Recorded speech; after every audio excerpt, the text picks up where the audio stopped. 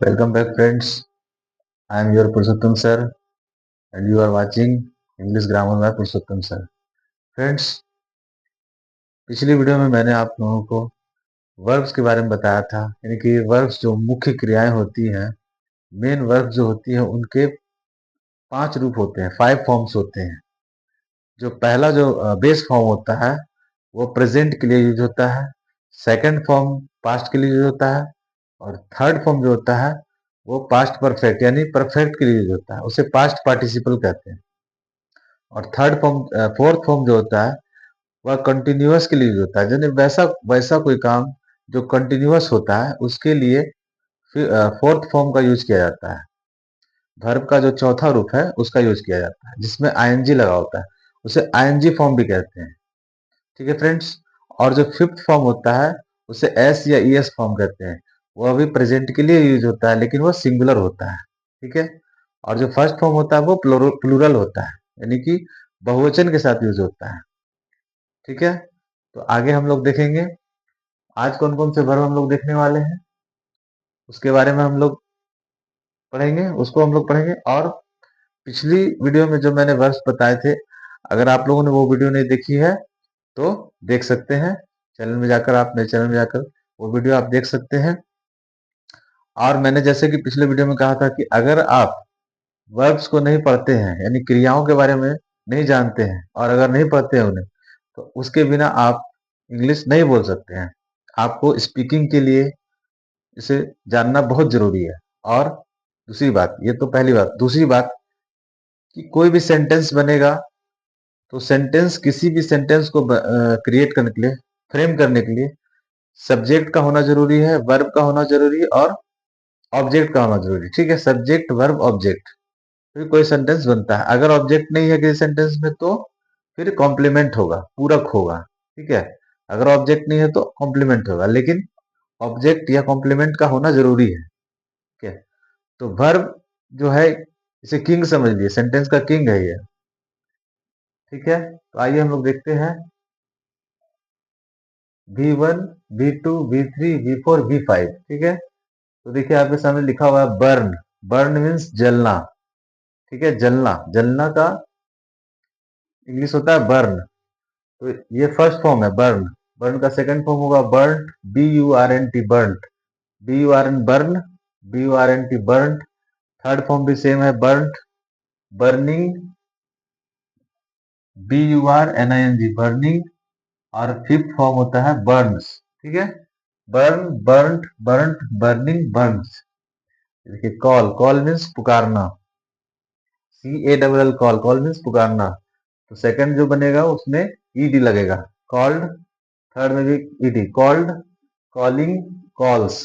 ठीक है, पुकारना भी होता है और बुलाना भी होता है। कॉल का मतलब पुकारना भी होता है और बुलाना भी होता है। कैच, कैच मीन्स पकड़ना। ठीक है, कैच मीन्स पकड़ना, CATCH, कैच, कैच मीन्स पकड़ना। तो कैच का सेकंड फॉर्म होता है कॉट, CAUGHT, कॉट। थर्ड भी होता है कॉट, सेम रहता है। और फोर्थ फॉर्म होता है कैचिंग, CATCHING, कैचिंग। और फिफ्थ फॉर्म होता है कैचेस, CATCH, और इसमें ES जोड़ देते हैं तो बन जाता है कैचेस।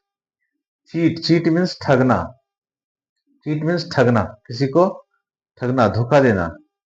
तो चीट का हो जाएगा चीटेड, चीटेड, चीटिंग, चीट्स। ठीक है। कम मीन्स होता है आना, तो कम का सेकंड होता है केम, CAME, केम। और थर्ड फॉर्म होता है कम। फर्स्ट और थर्ड दोनों एक ही होता है, जो पास्ट होता है वो केम होता है, कम, केम, कम, कमिंग। फोर्थ फॉर्म होता है कमिंग, फिफ्थ होता है कम्स। कुक मीन्स पकाना, यानी भोजन पकाना। तो कुक अगर आप कहेंगे तो कुक मतलब पकाना, यानी कि भोजन पकाना ही कुक हो जाएगा। तो कुक का हो जाएगा cooked, COOKED, cooked, cooked, cooking, कुक्स। Close means बंद करना, close means CLOSE, close, close means बंद करना।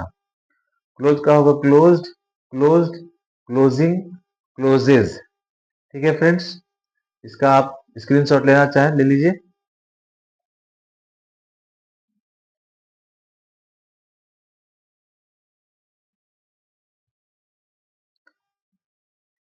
ठीक है फ्रेंड्स, चलिए आप लोगों ने स्क्रीनशॉट। चलिए आगे देखते हैं कौन सा वर्ब है। क्लीन। क्लीन मीन्स साफ करना। ठीक है, स्पेलिंग होगा CLEAN, क्लीन। क्लीन मीन्स साफ करना।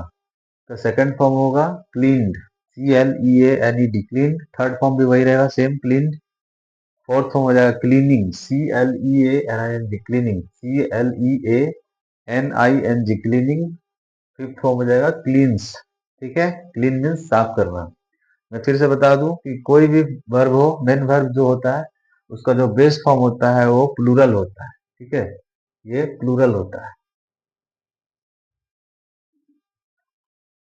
और इसका सिंगुलर होता है फिफ्थ फॉर्म, ये सिंगुलर होता है। ठीक है, क्राई। क्राई मीन्स चिल्लाना, CRY, क्राई। क्राई मीन्स चिल्लाना। तो इसका जो सेकंड फॉर्म बनता है उसमें वाई हट जाता है और IED हो जाता है। IED ऐड हो जाता है उसमें, तो बन जाता है क्राइड। थर्ड फॉर्म भी सेम रहेगा, क्राइड। और फोर्थ फॉर्म जो होगा वो CRYING, crying. Crying means continuous form के लिए, जो काम चल रहा है उसके लिए इस फॉर्म का यूज किया जाता है। उसके बाद फिफ्थ फॉर्म होता है जो सिंगुलर है, cries, CRIES। Cut. Cut means काटना, CUT, कट मीन्स काटना। इसका सेकंड फॉर्म भी कट, थर्ड फॉर्म भी कट। और जो फोर्थ फॉर्म होता है उसका हो जाता है कटिंग, उसे कहते हैं cutting, CUTTING, cutting. CUTS, cuts. Climb. Climb means चढ़ना, CLIMB, क्लाइंब। क्लाइंब मीन्स चढ़ना, जैसे पहाड़ पर चढ़ना, तो क्लाइंब हो गया। तो climbed, CLIMBED, climbed. Third form भी वही रहेगा। और फोर्थ फॉर्म हो जाएगा क्लाइंबिंग, CLIMBING, क्लाइंबिंग। और फिफ्थ फॉर्म हो जाएगा क्लाइम्स। ठीक है, CLIMBS, क्लाइम्स। ओके फ्रेंड्स, अब हम लोग देखते हैं कौन सा है नेक्स्ट। कैरी। कैरी मीन्स ढोना, किसी चीज को, कोई वस्तु को कैरी करना, ले जाना, तो उसे ढोना ही कहेंगे, CARRY, कैरी। कैरी मीन्स ढोना। तो उसका सेकंड बनेगा, वाई हट जाएगा। वैसा वर्ब जिसके लास्ट में वाई होता है उसको वाई को हटा दिया जाता है और IED जोड़ दिया जाता है, तो उसका सेकंड और थर्ड फॉर्म बनता है। ठीक है, CARRIED, कैरिड। थर्ड फॉर्म भी कैरिड। फोर्थ फॉर्म हो जाएगा कैरिंग, इसमें YING आ जाएगा, CARRYING, कैरिंग। और फिर फिफ्थ फॉर्म जो हो जाएगा उसमें वाई हट जाएगा, CARRIES, कैरीज हो जाएगा। ठीक है, ये हो गया डू। डू मीन्स करना। डू मीन्स करना। डू का सेकंड फॉर्म होगा डिड, थर्ड फॉर्म होगा डन, फोर्थ फॉर्म होगा डूइंग, और फिफ्थ फॉर्म होगा डज। ठीक है, do, did, done, doing, does. ठीक है फ्रेंड्स, तो आज के लिए इतना ही। फिर जो नेक्स्ट वीडियो होगा उसमें हम लोग आगे के वर्ब को देखेंगे। इसी तरह से मैं सारे वर्ब आप लोगों को दिखवा दूंगा, और आप लोगों ने क्या करना है, इसे याद करना है, क्योंकि ये बिना याद किए आप, इसको तो याद करना ही पड़ेगा आपको, बिना याद किए नहीं होगा। तो आप इसे याद करें, और याद करने से ये फायदा होगा कि आपको जो है इसका मीनिंग भी पता चल रहा है। एक तो इसका मीनिंग भी पता चल रहा है आपको, हिंदी मीनिंग, हिंदी में क्या इसका अर्थ है। और दूसरा है कि आपका पांचों फॉर्म जो है कंप्लीट हो जाएगा। ठीक है, तो आपकी इंग्लिश अच्छी हो जाएगी। ठीक है फ्रेंड्स, अगर वीडियो आप लोगों को अच्छी लगी तो वीडियो को शेयर कीजिए। और आप लोग कमेंट्स नहीं करते हैं, लाइक भी नहीं करते हैं वीडियो को, तो आप लोगों से रिक्वेस्ट है कि अगर वीडियो आप लोगों को अच्छी लगे तो लाइक कीजिए। ठीक है, और मिलते हैं फिर नेक्स्ट वीडियो में।